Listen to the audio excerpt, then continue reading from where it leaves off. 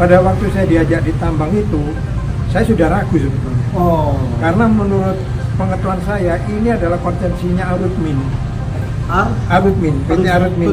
Arutmin. Tapi kenapa kok bisa sampai ke tempatnya Adi Partner gitu. Iya.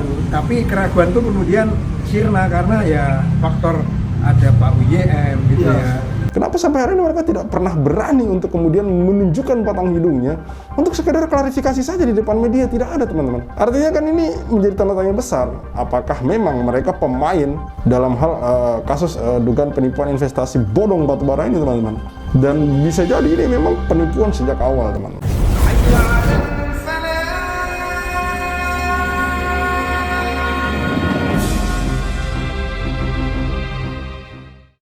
Bismillahirrahmanirrahim. Assalamualaikum warahmatullahi wabarakatuh. Kembali bersama saya Tal Walid. Akhirnya muncul seseorang yang kemudian menceritakan atau bersaksi, dan di sini sudah ibaratnya kayak menjawab sedikit dari dugaan saya selama ini dan dugaan kita selama ini, bahwa memang investasi batubara ini mencurigakan sejak awal. Bahkan dugaan saya bahwa bisnis ini adalah tipu-tipu sejak awal, teman-teman. Di sini beliau, Pak Syamsu ini mengatakan bahwa dia memang sebenarnya sudah curiga sejak awal gitu, bahwa tambang batubara yang katanya berada di Kalimantan itu, dia curiga itu bukan punya PT Adi Partner Perkasa, tapi punya pihak lain atau punya PT lain atau perusahaan lain, teman-teman. Nanti teman-teman simak sendiri pernyataannya. Namun di sini lagi-lagi bahwa dia menjadi tidak teliti. Jadi di sini saya tegaskan, teman-teman, bahwa korban-korban dari dugaan penipuan investasi batubara ini bukanlah orang-orang biasa. Mereka ini adalah orang-orang yang punya pendidikan. Mereka adalah orang-orang yang bahkan dulu pernah menjabat, yang sekarang menjadi pensiun dan segala macam gitu. Bahkan ada sebagian investor ini adalah pensiunan gitu, pensiunan dari pegawai negeri gitu. Hanya saja sekali lagi, sebagian dari mereka, bahkan hampir semua, dan nanti saya akan tayangkan juga gabungan dari wawancara kami selama ini, bukan wawancara kami selama ini, wawancara dari untuk khususnya korban-korban investasi batubara ini, teman-teman. Saya akan edit dan saya akan gabungkan dalam satu video utuh yang kemudian akan saya tampilkan gitu, bahwa kebanyakan pernyataan mereka adalah karena ada nama Yusuf Mansur. Begitu juga dengan Pak Syamsu yang ada dalam video ini, bahwa dia sebenarnya curiga dari awal bahwa tambang batubara yang ditunjukkan yang berada di Kalimantan itu, mereka langsung ke lokasi. Dia tahu bahwa itu kayaknya bukan punya PT Adi Partner Perkasa deh, istilahnya kayak gitu lah. Tapi karena ada nama Yusuf Mansur di sana, dia kemudian membantah pikiran sendiri, nggak mungkin lah orang ada Yusuf Mansur di situ, masa mau bohong, masa mau mengada-ngada. Itu yang kemungkinan ada dalam benak Pak Syamsu ini. Mari kita simak bersama wawancara Pak Dar Syarif, ada Pak Zaini juga, dan ini Pak Syamsu ini dia menjadi saksi untuk kasus Ibu Ilis di Pengadilan Negeri Bogor, dan juga dia adalah korban gitu. Kurang lebih 250 juta, ada berapa persen di situ duit dia, dan juga bersama temannya lagi Pak Bambang kalau nggak salah. Kebalik, Pak Bambang ini yang kemudian bercerita bahwa dia mencurigai bahwa itu adalah tambang, bukan tambang milik Adi Partner Perkasa, dan kemudian ini Pak Syamsu ini adalah orang yang kemudian berinvestasi di sana senilai 6,1 miliar, walaupun itu bukan uangnya sendiri ya, uangnya kurang lebih 2 miliar kata beliau. Mari kita simak video wawancara Pak Dar Syarif dengan Pak Zaini Mustafa bersama saksi sekaligus korban dari investasi batubara ini, teman-teman. Assalamualaikum warahmatullahi wabarakatuh. Hari Kamis tanggal 18 Juli 2024 di depan ruang sidang Chandra Pengadilan Negeri Kota Bogor, hari ini berlangsung sidang gugatan Ibu Ilis Siti Rahmah terhadap Yusuf Mansur dan beberapa pihak, Pak, terkait investasi batubara tahun 2009 lalu. Hari ini Pak Zeni membawa 2 orang saksi. Betul, Pak Zeni mungkin dikenalkan Pak, saksi-saksi yang tadi dibawa, siapa saja dan apa peranan mereka dalam perkara ini, Pak. Silakan, Pak. Ya, jadi begini, saya hari ini untuk menguatkan alat bukti tertulis, kemudian 2 saksi yang saya ajukan di minggu depan, hari ini saya mengajukan 2 orang saksi lagi. Saksi pertama, saksi ketiga yang saya ajukan adalah Pak Bambang Haryadi, terus kemudian Pak Nur Samsul Hidayat. Mereka ini di samping saya ajukan sebagai saksi, juga mereka ini korban-korban investasi batubara. Termasuk korban investasi batubara. Ya. Kalau Pak Bambang itu mereka berinvestasi berapa Pak? 250 ya Pak? Pak Bambang berinvestasi 250 juta. Ya. Kemudian Pak Nur Samsu berinvestasi 6 miliar 100 juta. 6 miliar 100 juta. Ya.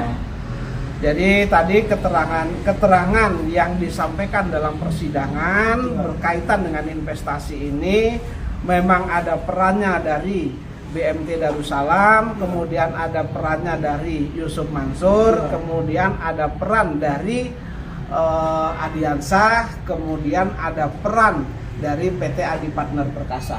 Dan penerima separuh yang dijanjikan itu adalah Pondok Pesantren Darul Quran gitu. Pak Samsu, besar benar Pak investasinya sampai hampir 6 miliar itu Pak?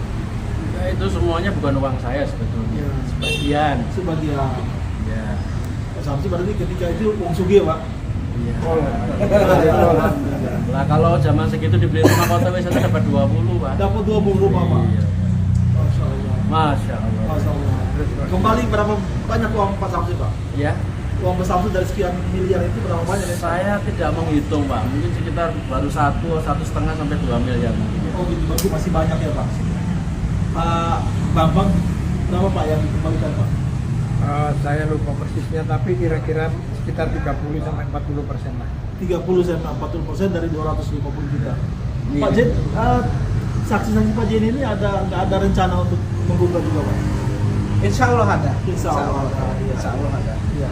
Jadi memang dalam perkara batubara ini kan memang banyak pihak-pihak sebenarnya yang ingin mengajukan gugatan, cuman ya bersabar karena ini kan memang agar perkaranya tidak obscurable atau tidak jelas, maka kami ajukan satu persatu. Tadi ada pengacaranya Yusuf Mansur juga Pak yang hadir. Ya, hari ini itu pengacara Yusuf Mansur hadir dalam Apa yang persidangan ini. ada pertanyaan apa Pak yang diajukan ke saksi-saksi Pak Jen ini Pak?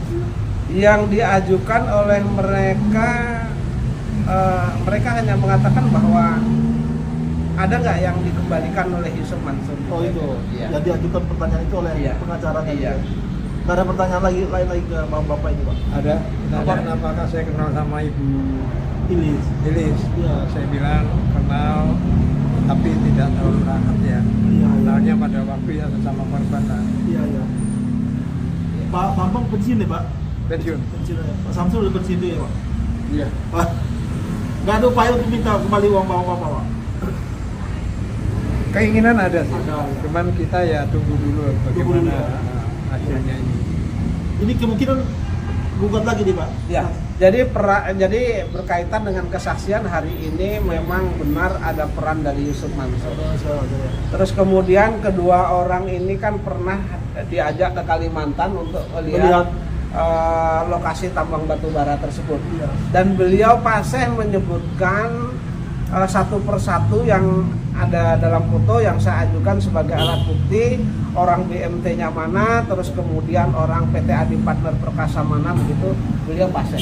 Bapak kan pernah ke lokasi tambang itu Pak. Terakhir lokasi tambang itu benar-benar punya PT Adi Partner? Jadi atau gini, iya. saya cerita sedikit ya. Iya. Sebelum peristiwa ini saya pernah di Kalimantan di lokasi Sungai Danau itu, karena saya diminta teman untuk tangani suplai batu bara ke PLN. Iya.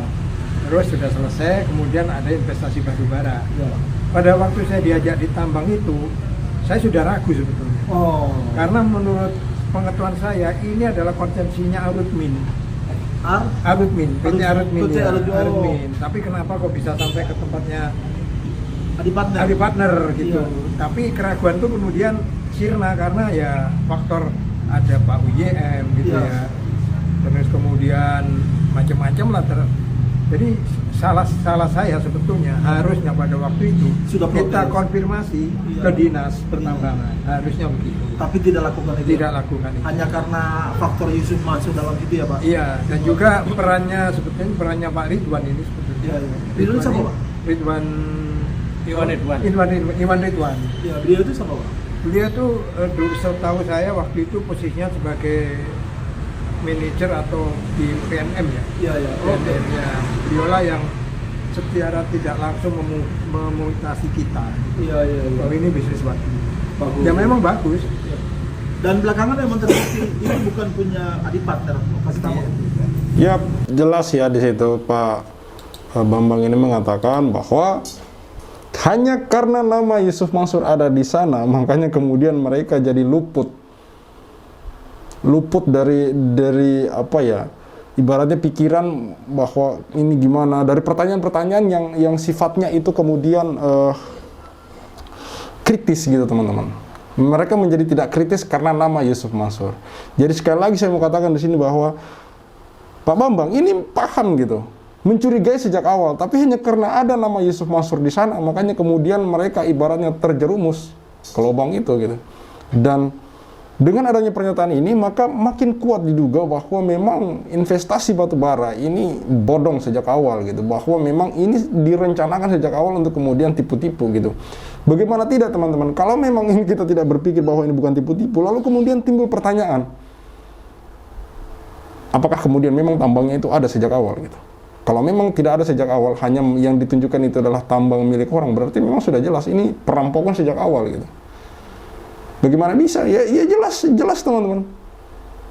Di mana sekarang uang-uang yang dikumpulkan oleh para investor gitu? Di mana kemudian uang-uang para investor sekarang berada? Dan bagaimana ceritanya sampai kemudian pengelolaan dari bisnis investasi tambang batubara ini gagal, mangkrak atau bangkrut? Bagaimana ceritanya? Kan tidak ada kejelasan dari pihak Yusuf Mansur, dari pihak BMT ataupun Adiansa dan lain sebagainya. PT Adi Partner Perkasa tidak ada penjelasan teman-teman.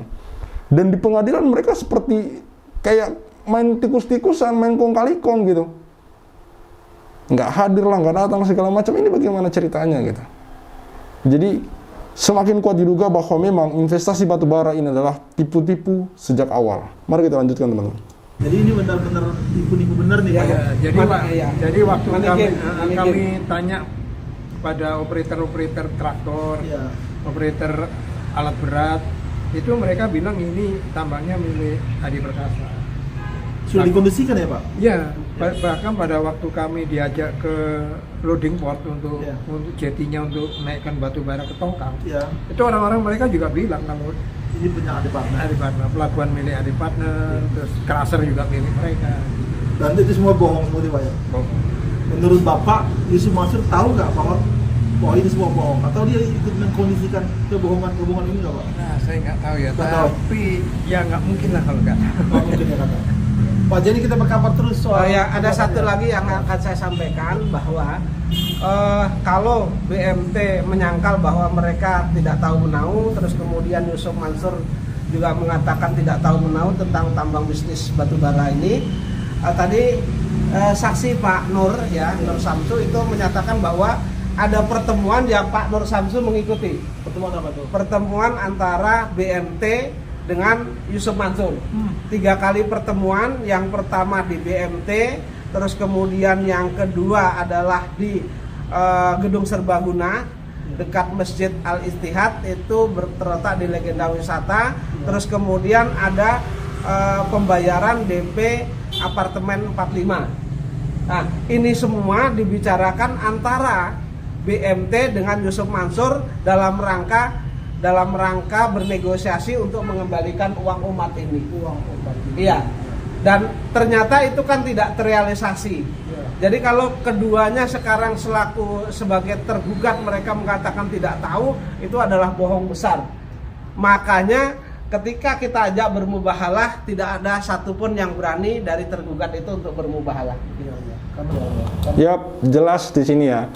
Kalau teman-teman ingat atau teman-teman yang mengikuti channel kami, bahwa beberapa sekitar tahun 2022, 2021 itu ada acara mendatangi rumah Yusuf Mansur. Itu pun berdasarkan pernyataan Yusuf Mansur sendiri bahwa ngapain ke pengadilan, ke rumah gue aja nanti kita selesaikan.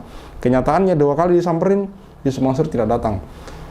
Dan di sanalah kemudian Pak Zaini Mustafa menantang pihak Yusuf Mansur, BMT dan yang lain untuk kemudian bermubahalah. Dan sebelum di sana pun memang Pak Zaini Mustafa sudah berkali-kali untuk menantang mereka ini bermubahalah kalau memang mereka, karena mereka selama ini tidak pernah mengakui gitu. Ada yang pernah mereka mengaku untuk tidak saling mengenal lah, kemudian tidak tahu menahu, kan aneh. Sementara banyak saksi yang mengatakan mereka sering bertemu gitu. Bahkan ini barusan Anda dengar, teman-teman dengar Pak Nur Samsu yang ini 6 korban 6 miliar ini, itu pernah bertemu dengan Yusuf Mansur dan BMT untuk kemudian membicarakan masalah ini. Artinya kan memang mereka terkait dengan masalah ini, teman-teman. Pihak-pihak yang digugat ini memang terkait dengan masalah ini. Yang paling simpel saja, kalau memang mereka merasa tidak tahu menahu dengan masalah ini, kenapa mereka sampai hari ini tidak datang di pengadilan? Kenapa sampai hari ini tidak pernah mengklarifikasi, mengkonfirmasi terkait dengan masalah kasus investasi dugaan penipuan batubara ini, teman-teman? Kenapa sampai hari ini mereka tidak pernah berani untuk kemudian menunjukkan batang hidungnya untuk sekedar klarifikasi saja di depan media? Tidak ada, teman-teman. Artinya kan ini menjadi tanda tanya besar. Apakah memang mereka pemain dalam hal kasus dugaan penipuan investasi bodong batubara ini, teman-teman? Dan bisa jadi ini memang penipuan sejak awal, teman-teman. Karena tidak jelas kenapa bangkrutnya, tidak jelas di mana tambangnya, tidak jelas kemana arah duitnya dikumpulkan, tidak jelas. Antara Yusuf Mansur, BMT Darussalam, Adi Patan Perkasa, dan Adiansa. Kita berdoa semoga kemudian masalah ini cepat selesai dan ketemu titik terangnya dan solusi bagi para investor untuk kemudian hak-hak mereka segera dikembalikan. Syahid Al-Walid, see you on the next videos.